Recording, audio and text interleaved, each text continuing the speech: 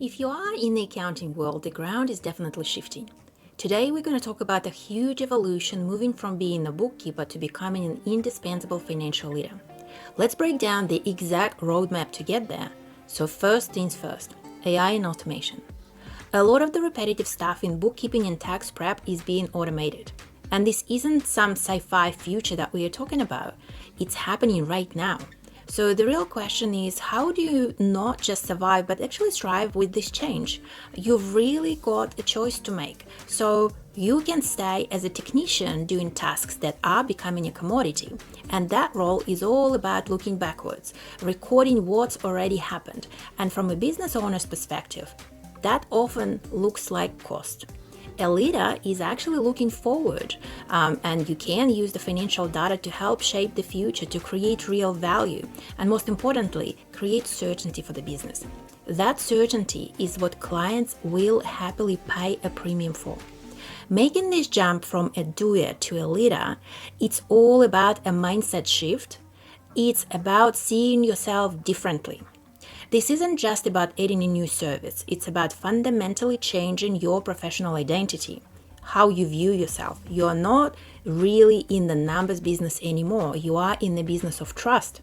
Clients are coming to you because they need clarity, they need guidance, and that entire relationship is built on trust. Without that, you're just another service. They can price shop. So what does being a financial leader actually mean? Well, it means you are the guide. You are the one helping a business see its future, but specifically through a financial lens. You are turning all that historical data, all those numbers into a clear strategic path forward. Your real value, where you can charge premium rates, isn't in the tasks you complete, it's in the outcome you create.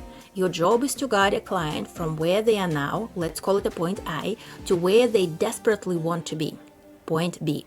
You're not selling bookkeeping anymore, you are selling transformation. Okay, that's all sound great, but how do you actually do that? So how do you make that transition in the real world? The key is having a system, a clear roadmap. Because when you have a roadmap, it does two things. It guarantees the likelihood of the positive outcome for your client, and it builds your credibility from day one, because even if they have not worked with you before, if you have a system, if they look at that system and it makes sense to them, they are highly likely to give it a go and try it with you. So you can help them get those results. It shows you have a proven process, not just a bunch of good ideas. It all kicks off with one super simple but really powerful question. You ask your client, where do you want to be in 12 months? Just that one question immediately defines their point B.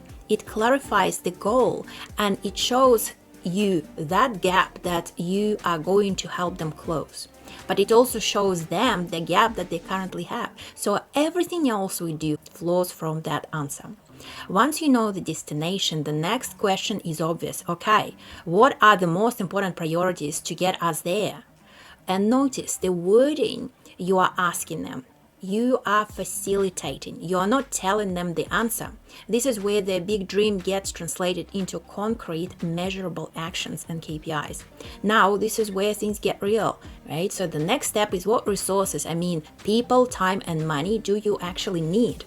This is such a critical step because it connects their big ambitions to what actually possible.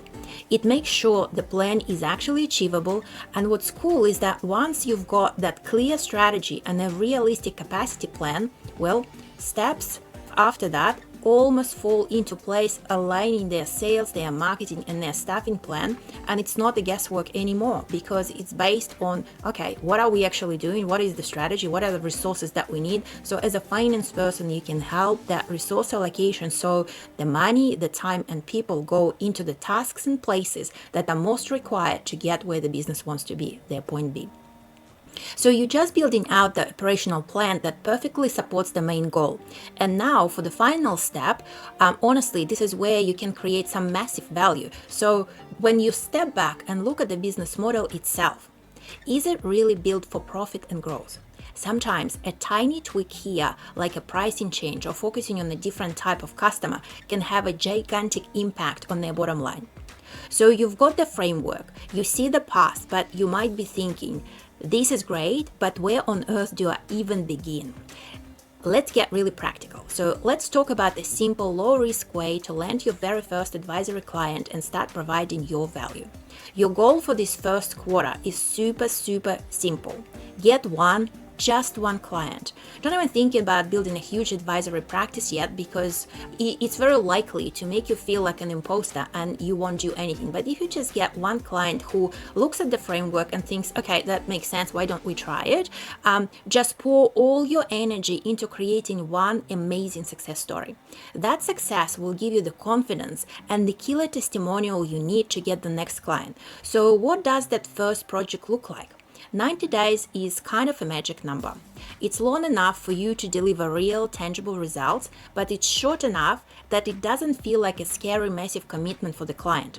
It's the perfect, let me prove it to you time frame. So here's the launch plan.